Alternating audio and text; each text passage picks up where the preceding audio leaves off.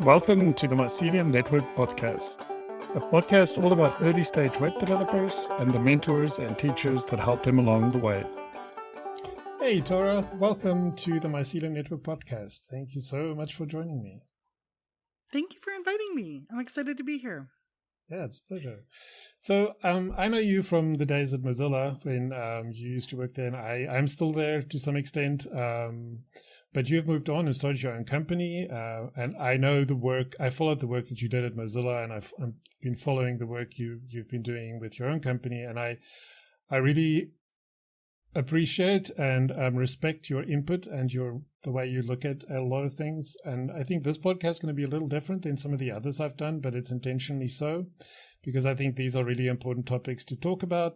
And, for early stage people, I think they need to understand that there's more to the tech industry and more to a job than just writing code.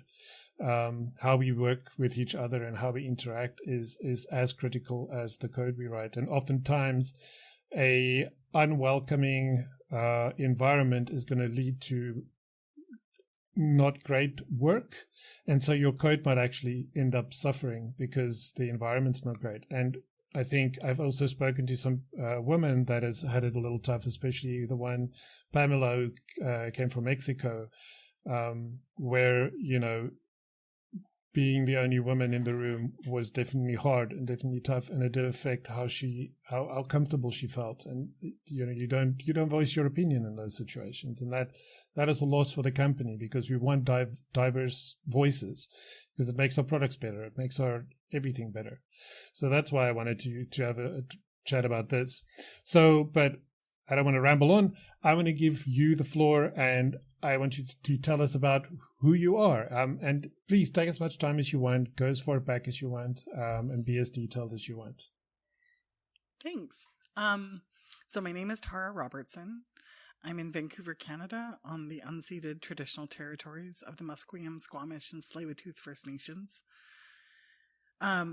Doing a land acknowledgement like this is fairly common in Canada, but I think if we're going to talk about power and talk about diversity, equity, and inclusion, like the land that I'm on and the power dynamics just that exist in a colonial setting, they kind of inform everything. I also just think about the land that I'm on, and during the pandemic, the mountains, the forest, the ocean, I've been able to really resource myself and my brain and my heart and my spirit from the land. So the land takes care of me, literally, and we've got a responsibility to figure out how we take care of the land as well. Yeah, for sure. That wasn't a tangent I expected to go on, but I'm glad you did.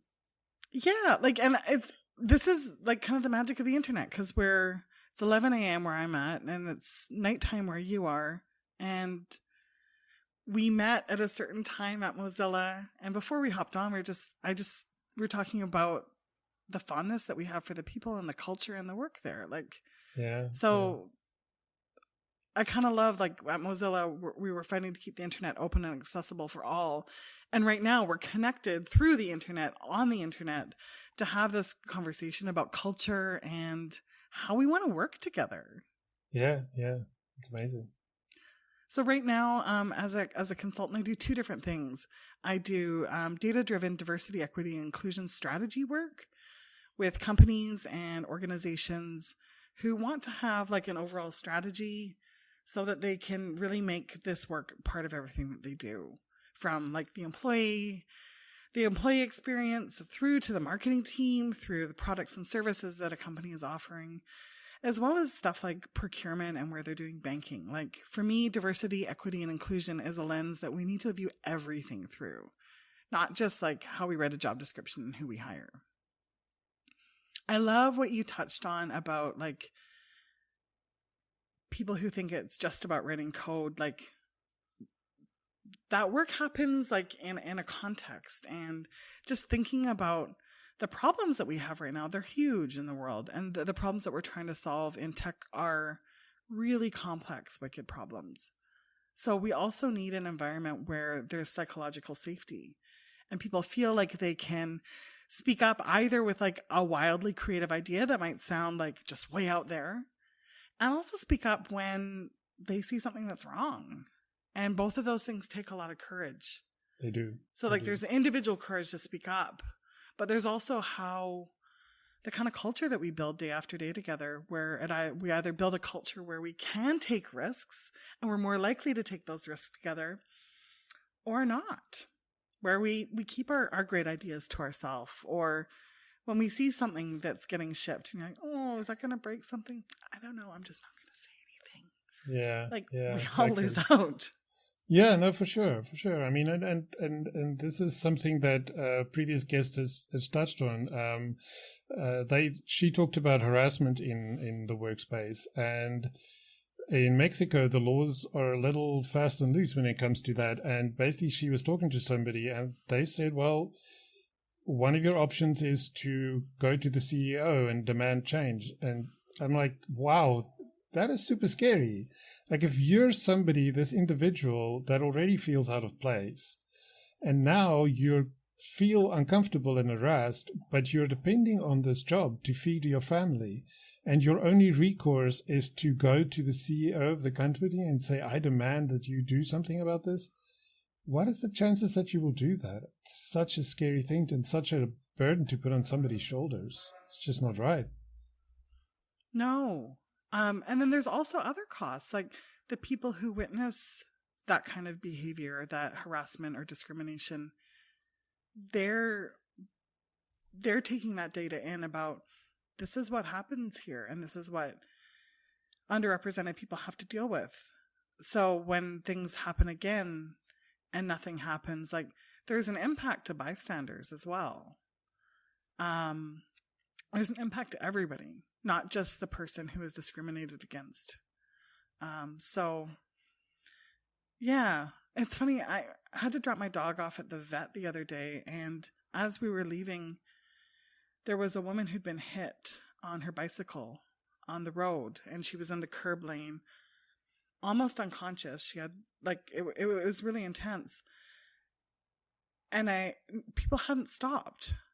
So I've been thinking a lot this week about what happens when bystanders avert their eyes, when they see something that's clearly not okay and they go by. And then I don't think any of the people who drove by were bad people. And I don't think that I'm a good person.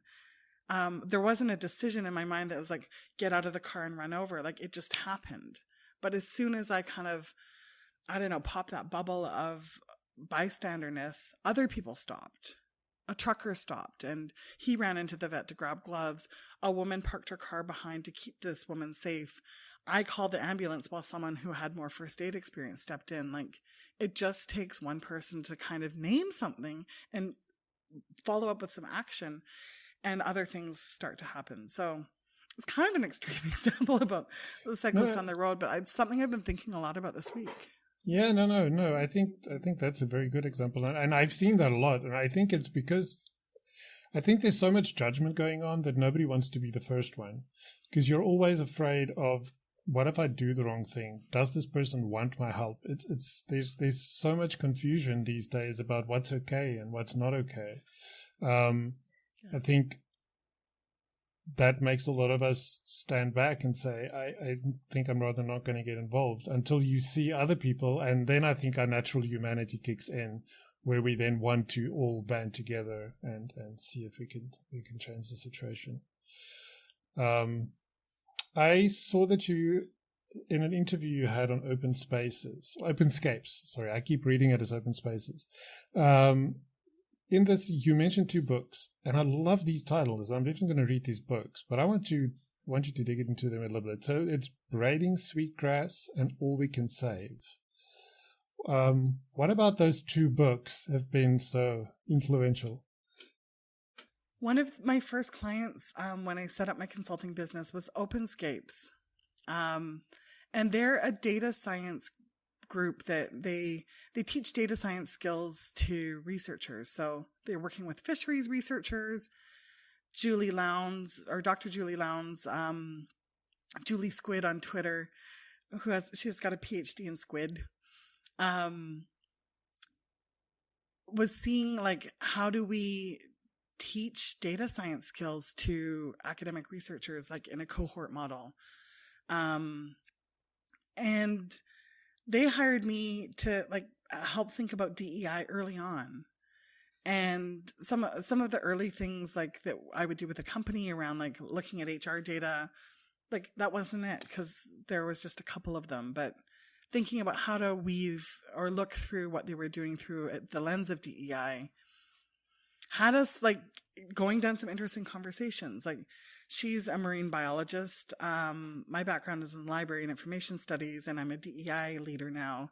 So it's like kind of a co-creation and a co-design, putting our passions, our values, and like putting our two heads together to be like, what is the perspective on DEI here? And one of the conversations we had early on was like, who can afford to do open science and to learn openly? And most of the people she was working with were white researchers with PhDs. So I was thinking, like, who is the most on the margins here? Where are the Black researchers and where are the Indigenous researchers? And like, not only how do we get those people to the table and how do we work with them, but also like, what can we learn from them? And I knew I didn't have the answers on what are some Indigenous perspectives on data science and working together collaboratively in the sciences. So we kind of started doing this. She recommended these two books, All We Can Save, which is different perspectives on climate change. It's such an inspiring book, and it gives me so much hope. There's this great Venn diagram from Dr. Ayanna Elizabeth Johnson. She did a TED Talk recently. Because I think with climate change and DEI, there's a similar feeling of overwhelm. And like, what do I do? And it's so overwhelming. So people are stuck in inaction and just like overwhelm. So for me, her Venn diagram about what you should do is the overlap about what brings you joy, what's the work that needs doing, and what skills do you have? So I think that's a really useful model, both to think about like what our individual and collective actions can be around climate change, but also how we show up around DEI in organizations. Like, what brings you joy? Like, don't sign up to do something or commit to do something that is absolute drudgery or an absolute chore. Like, you're going to hate it and you're not going to do it. But being clear about like, what's the work that needs doing? Like, maybe it is around building better anti-harassment policies in your organization. Maybe it's around product and accessibility. Like, those are two very, very different problems. So being clear on the problem you're trying to solve. And then, like, what skills do you have? You and I, we share some values around the open internet, but we have very different backgrounds and very different skills. And probably very different things in our toolboxes. So what you can bring to a problem and what I can bring are very different. So, like, what's your area of genius and what are you going to do? Yeah, I know. And I really like that. You shared that diagram with me in the document, and that is actually something I've been struggling with. I'm trying to find that what should I do? But that is a very nice framework for thinking through this, like thinking about, because I mean, our lives are finite, and it's kind of pointless to spend all our time doing something that doesn't bring us joy, and that doesn't feel fulfilling, and that doesn't seem to have a purpose. And I know there's also a bit of privilege in that you can think about those things, but I wish we can get to a place where more people can think about this, because I don't think it should be a privilege. I think we all should have the ability to think through what brings us joy and be able to make decisions for our lives that include having meaning. And finding joy in the work we do. Well, you inviting me on your podcast and also welcoming in conversations about culture and psychological safety and inclusion into a podcast where your audience is mostly like developers and startup folks, like that, your podcast brings you joy. What are the skills that you've got? Like, you're a host and a convener of conversations that go out more broadly than just the two of Yeah, us. yeah, And what are you good at? Like, you're good at being a bridge to those worlds. yeah. That's So thank you. Thank you for putting me here. Yeah. But like, one of the things you are doing is yeah. this. That's very true. Yeah. Getting chills with this stuff. So thank you for saying that. Yeah, no, that's very true. But yeah, thank you so much for sharing that. Ooh, can I? Yeah, go for it. The other book you asked about was Braiding Mm-hmm, Sweetgrass, and Robin Wall Kimmerer is I don't know, like it's a book that braids together different strands of stuff. There's like some of the biology stuff, like Indigenous perspectives on biology, some of her story, and it's woven together. I listen to it as an audiobook because I have a hard time reading books, and I would listen to it early in the morning as I was pottering around, and just sometimes I would listen to it outside. And it's a beautiful book that actually kind of shifted my perspective on how we know things and like what science is. So I'd encourage either you to read the book or listen to it. It's really good. For sure. It's definitely on my list. I heard this quote the other day. I listened to a different podcast, and the artist Grimes. Apparently, it's a quote from a Star Wars movie, and I think one of the things that you said is very similar to what she said. The quote that she had from that is, "Don't kill what you hate, save what you love." I think that was really beautiful. I heard that and I was like, "Holy cow, that's something I want to remember." Don't spend your energy trying to kill what you hate. Rather, spend your energy saving what you love. And I think this diagram plays into that as well. So yeah, that was inspiring. So what are you trying to save right now? Like, what do you love? So I want to create opportunity for others because I feel blessed in the things that happen to me. I've taken chances. Before I started my job at Mozilla way back 11 years ago, I quit my job before having had them tell me that they were going to hire me, just because I didn't feel joy where I was. I really didn't like it. It was killing me. I mean, the commute, the insane hours you had to work, the people just literally not having any appreciation for the work you did.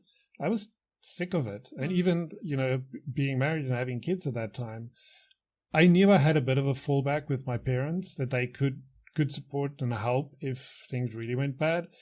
But I didn't do it just because of that, just because I had the safety net. I just felt I couldn't any longer.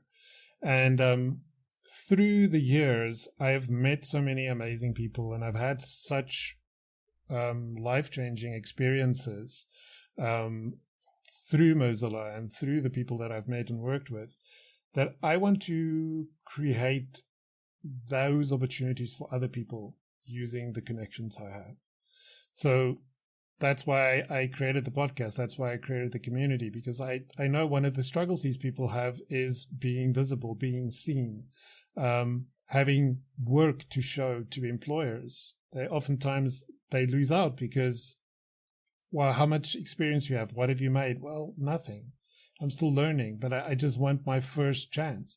So I want to give them that first chance, even if it is, but I mean, using open source as a tool for that, like creating open source projects and running them like real projects and giving people real tasks to do in the open where they can then point to and say, I've done this. And here you can see not only that I can write code, but that I can work as a team, that I can take feedback, that I can give feedback, because all of those things are important, and that I can start discussions and bring up new ideas and all that kind of stuff, and then giving them this vehicle where you can hear their voice. So that's what's important to me. I love to see a world where people are just happier, to be honest. On a day-to-day basis, I look around me and I see so many people that are clearly not happy, and it comes out as anger, and it comes out as people push each other away. And I think it's simply because people are frustrated, they're scared, and they're unhappy. And if I can do a little something to to help someone, I mean, even if it's one person, then I would feel like it was worth it. I'm also hearing another layer in like the opportunities you're working to have in open source for new developers to look and be able to say, I did that. Like they're making a real contribution to a real project that has real world impact.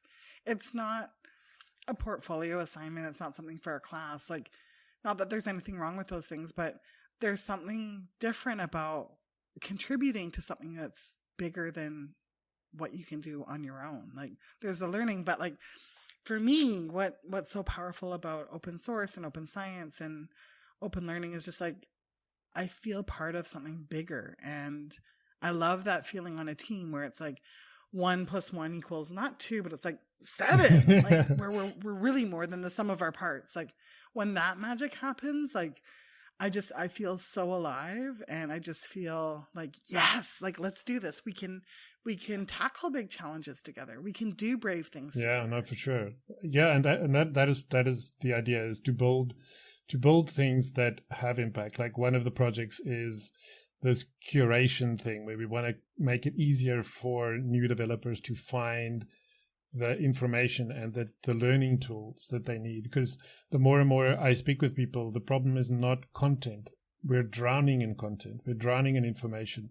Mm-hmm. It's knowing where to find the things that work for you, and also being able to guide people down different pathways, because some people learn well. Like, for example, you said you prefer to listen to books. Some people prefer to read books. Some people prefer video. So trying to find these different resources, because they all exist, but it's finding them and curating them into a space where they then are easily consumable. And in doing that, you're contributing to something that has real world impact. You could potentially impact somebody else's life because they're like, wow, this resource has made it easy for me to learn this thing.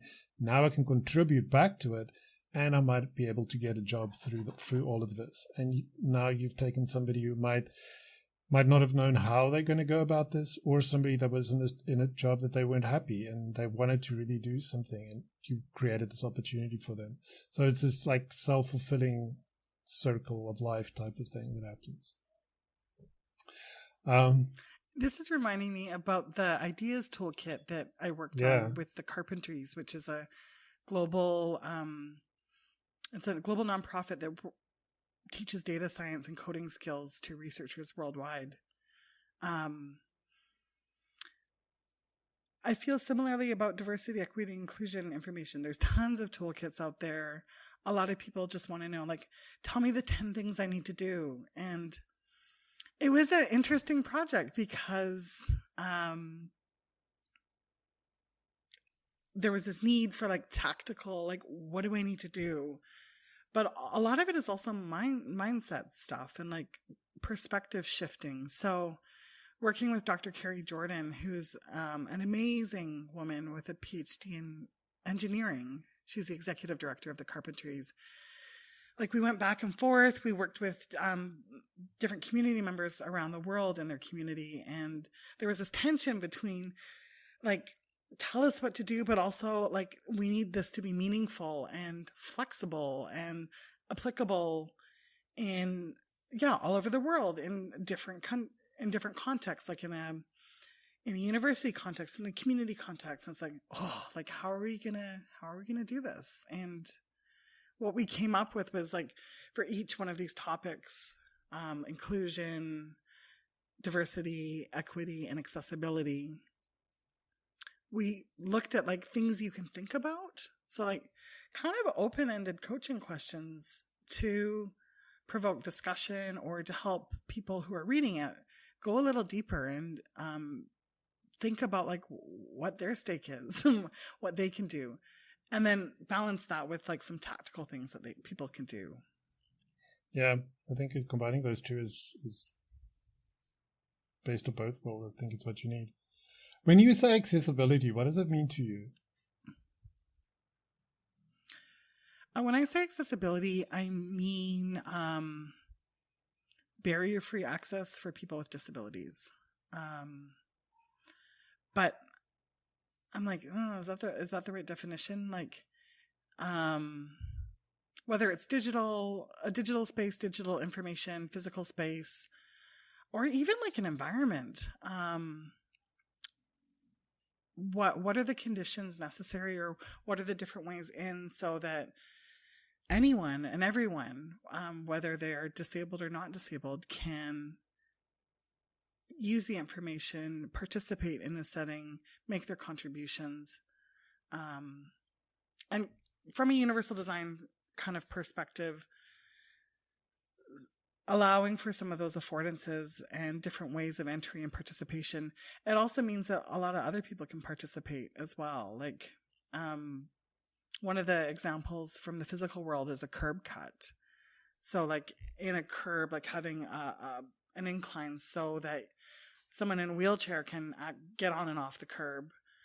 But also a delivery person pushing a large trolley with heavy packages on it can also get up on the curb. And for me, when I'm walking my bike, it's easier to get my bike up on the curb. Like, that curb cut is necessary for a person using a wheelchair to access that space. And it also makes it a lot easier for some other users to use that space too. Yeah, I love it when. What do you mean by accessibility? Yeah, pretty much the same thing. I mean, I often look at it from a web perspective, of course, because being a front engineer, that's where I can have the most impact in that area. But I do love these examples where making something accessible actually benefits everyone. I think we're seeing more and more of that, giving people choice between do you prefer dark mode, or do you prefer light, or do you prefer it to switch between day and night? Something as simple as that. I think just having the options there is a good thing. So for me, I mostly think about that. But for me, it's like accessibility is not just using the right HTML elements. It's also about, if I'm in a third world country on a low grade Android phone, can I even open your website? Because like what load shedding has taught me so to me, maybe people wouldn't know what load shedding. Sorry, what was that word you said? Load shedding. Load Yeah, shedding? so let me step back and maybe explain what that is. So I think in other places it's called rolling blackouts.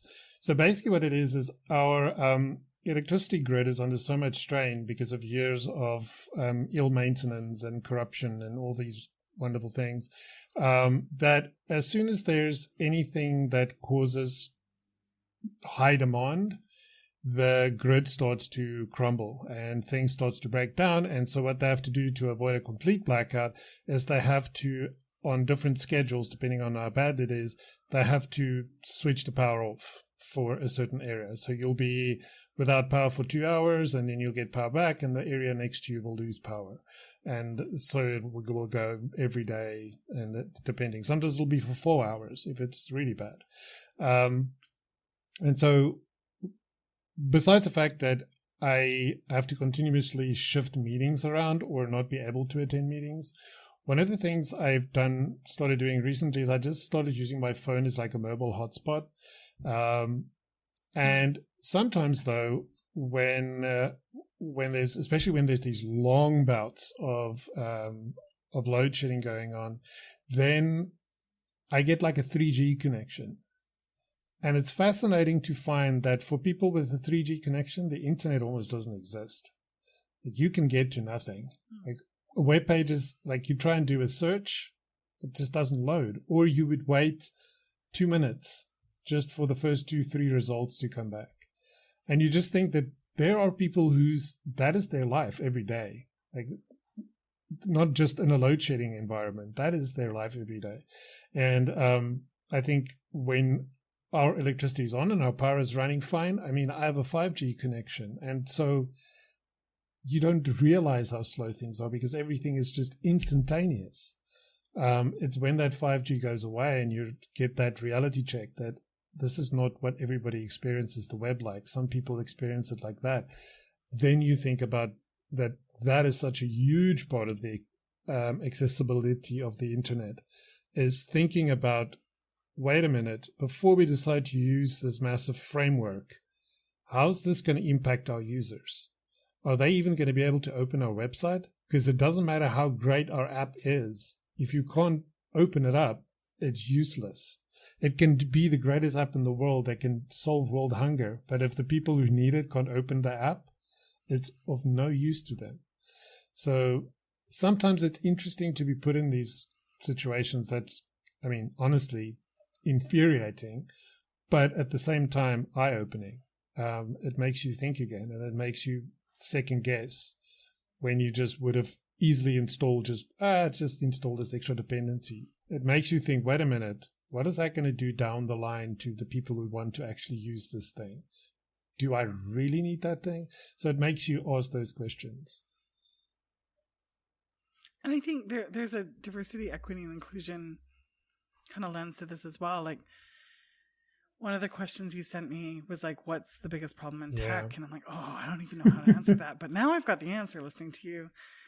I think when we've got only people in Silicon Valley from Stanford who have the newest iPhone and the fastest connections or whatever, and skew male, white, and a certain age, like, we miss out, and things that are common sense, or what might be common sense to you and common sense to me, might just be outside of people's experience. So if we're trying to design things really for everyone, we need everyone at the table, and everyone needs to have a voice, and it can't be an afterthought. It has to happen from the beginning. So it's not like, the world's greatest app, like, we need to figure out what the 3G access is going to be. It's like, let's design from the beginning, knowing that that is going to be the access point for some people. And the process of doing that will lead to different outcomes.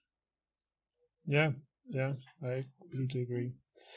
This conversation is making me think a lot. That's why I'm pausing. That's why I'm pausing every now and again. What's going on in your head? A lot. That's the problem. So I was thinking about this other thing. So I mentioned this in the doc that I shared. So one of the core goals of the Mycelium network is to be welcome and to celebrate diversity and empower people. I think I've also said that with some of the things I've said earlier. But sometimes you do run into situations. I haven't had to deal with it, but sometimes you do run into situations where people do come in and try to disrupt a good thing. Like, what is the best way to prepare yourself for this? But then, even with all the preparation in the world, sometimes these things still happen. So not only how do you prepare, but what are good techniques for handling a situation where somebody comes in and to be disruptive?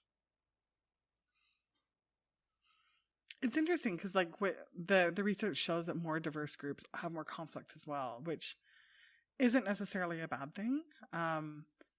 But I think when we come from different backgrounds, like, our common sense will be very different. So being explicit about those group norms, like when we say welcoming, what does that mean? What does that look like in Slack? What does that look like when we meet in person? What does that look like when we meet on Zoom or whatever? Like, talking about, like, the behaviors that we want to see, but also concretely, like, what does that look like? I think a lot about unwritten rules. So with a lot of my clients, I've asked, like, what are the unwritten rules here? Because every community and every group has unwritten rules. Like, yeah, people who come over to my house, they just take their shoes off because they know I don't wear my shoes in my house. And my close friends who come over for dinner know I go to bed early, and I'm going to be really clear and be like, hey, it's 8:00 in 15 minutes. I'm kicking you out. And no one's offended. Like, they're just like, you're really direct. I don't have these, like, long, lingering, awkward goodbyes, or I'm starting to get resentful because I'm tired. But, like, we can do that at work as well. So being explicit about group norms, so that new people can come in and know what the rules are, both, like, the official rules and, like, the unofficial rules.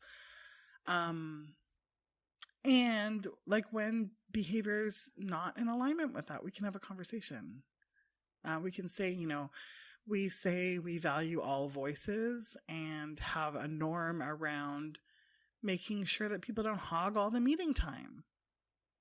I've noticed in the last couple of meetings, it's the same guy who's taking up 90% of the meeting time. Like, like, what do we want to do here? And what is the opportunity? What are we missing out? Is he aware that he's using up all the airspace? Like, all these things. But we have to be on the same page about what we value, what those behaviors look like. And like those unwritten rules, we also kind of need to make them explicit, especially in international environments. Yeah. So when you say the unwritten rules, does this concept of remote first play into that? Because for me, that is kind of important. Like I think Mozilla, I keep going back to Mozilla because it's just something I know really well. I think they started out as a remote first company, but have become a remote friendly company. And there's a distinct difference between the two. And I always try to think remote first. And one of the things is always try to think who's not in the room and how you can include them. So does that play into this idea of the unwritten rules, to actually write down the unwritten rules? I think writing them down can be helpful. It's always a little awkward at first because people are like, I don't know. But if you tease out or ask, people know what they are. And it's kind of cool working with a group where people start to trust and like start to say the things that we all know that are true, but we don't say out loud. I think that's really powerful. For me, like the last couple of years have been really interesting with the pandemic and how we've adapted to work. I think for me, if it's remote first or remote friendly, I think it's important that we're using the label that's in alignment with what's actually happening.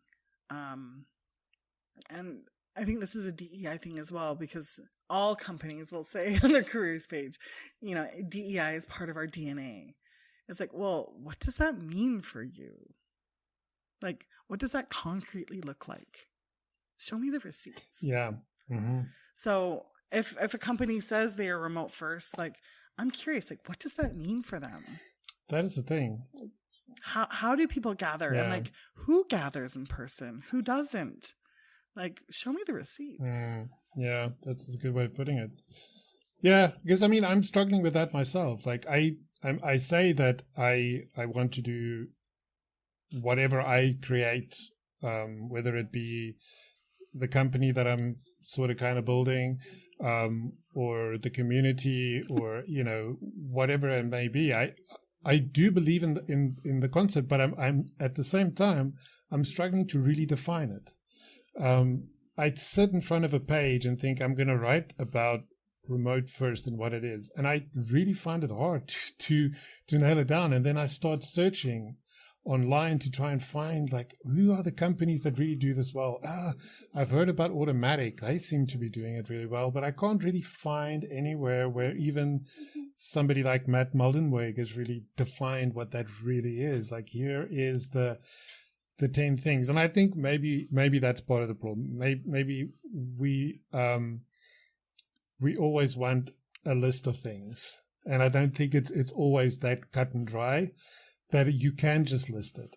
It's more it's a feeling. It's you can feel when a company is remote first. Certain things just happen naturally without having to necessarily mandate anything. And therefore nobody really sits down. And so I think that plays to the unwritten rules that you've mentioned. It's unwritten rules that you've never really thought to write down, because it doesn't feel like it needs to be written down. It almost feels like you just know that that's how things are done. So yeah, but I'm thinking of the ideas toolkit here, like maybe that, what are the mindset pieces and like what are the tactical things? Like, so what is the mindset of being remote first? And tactically, what does that look like with, you know, the real world constraints of time zones? Yeah. Work-life balance, load shedding and rolling blackouts, all of the myriad of ways that we work and prefer to work and like to work, and what does that mean for accessibility? Like, I don't know how often you work with developers and web developers, maybe even specifically, but as they enter this world, and some people are literally young folks in their early 20s that's like just doing this. Some are people in their 50s. Some are in between, deciding that the career that they've been doing. And I think that that's happened a lot in the last 2 years, where people have like realized that I don't want to go back to the job I had before this pandemic because I really was unhappy. And some of it is out of fear, because people fear that they will lose their jobs to robots. Whether that's justified or not is a completely separate topic, but you can't, like they say, you can't argue with somebody's experience. You can argue with an opinion, but you can't argue with somebody's experience. So if you experience fear and you want to do something, and you've decided that what you're going to do is you're going to learn how to code and you're going to get into this industry, like what are the things that advice that you would give them from a D&I like fulfilling life perspective? This is more from a coaching perspective, I think. Yeah. Especially for people, like actually for anyone, and like, whether you're new or you've been doing this for 20 years, like there's something really honest about writing down your goals, your professional development goals, your goals, where you want to take a stand for DEI. Writing them down, like there's something for me about putting something down on paper where I can step back and look at it, and I can also pull it out in the future and be like, I said this was important to me. How am I doing there? So thinking about where you want to develop and how you want to develop, not just like on the technical skills, but like what are the soft skills or the interpersonal skills or the collaboration skills you want to build? Like if you say you want to help new people bridge into open source, what are you doing? Like what's the plan for the next year, 6 months, 3 months? What are you doing this month? What are you doing this week? So taking those bigger goals and breaking them down into smaller chunks, and then building in accountability, either with your manager, with your trusted friend, with community members. And, you know, you can always drop things off there, but having some rigor to your own development and investing in how you're growing your skills is super important. And I think also bringing that to like, how do you want to take a stand for DEI, and what are you doing to make your workplace or software community more inclusive? Like, write it down. Set a measurable goal. Are you doing it? Yeah, I know. Also, I think like if you're learning new things, for me, I'm an extroverted thinker, but there's also an accountability and learning with other people. It's cool to like where I'm stronger on a skill and can help someone who's maybe stuck and then receive that help on a different skill. Like we learn better together. Like, so finding those people where you can help each other get unstuck on a technical problem. But I think there's also another piece where like we're humaning together. Like we're learning, we're getting stuck, we're helping, we're receiving help, we're supporting each other. Like, for me, that's the real strength and where we can do powerful things. Yeah. So find your people. Yeah, that's very true. I mean, I'm experiencing that, and I think maybe it's gotten worse over the last couple of years because before the pandemic and all of this, there would be times when I would get together with other colleagues and we would have an in-person thing, and like that hasn't happened for 3 years or so now, and I think, and I'm definitely starting to feel that. I'm starting to feel the fact that I've been remote like for a long, long time, and really remote, if you want to call it that, the last 3 years.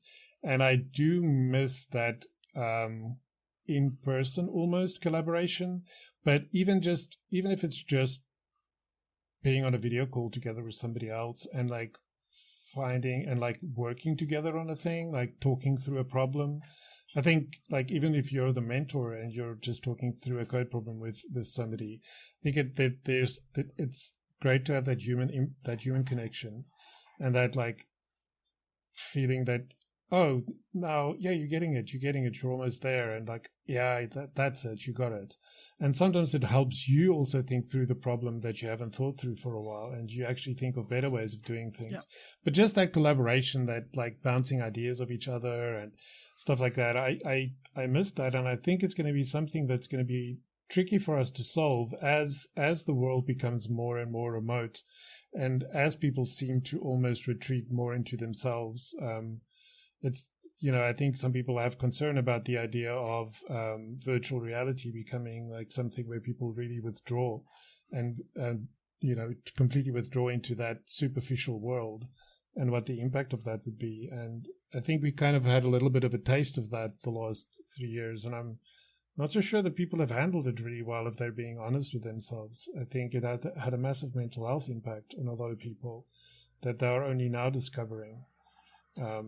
Like for me. Yes, and I became really close to my neighbor by playing Fortnite with her.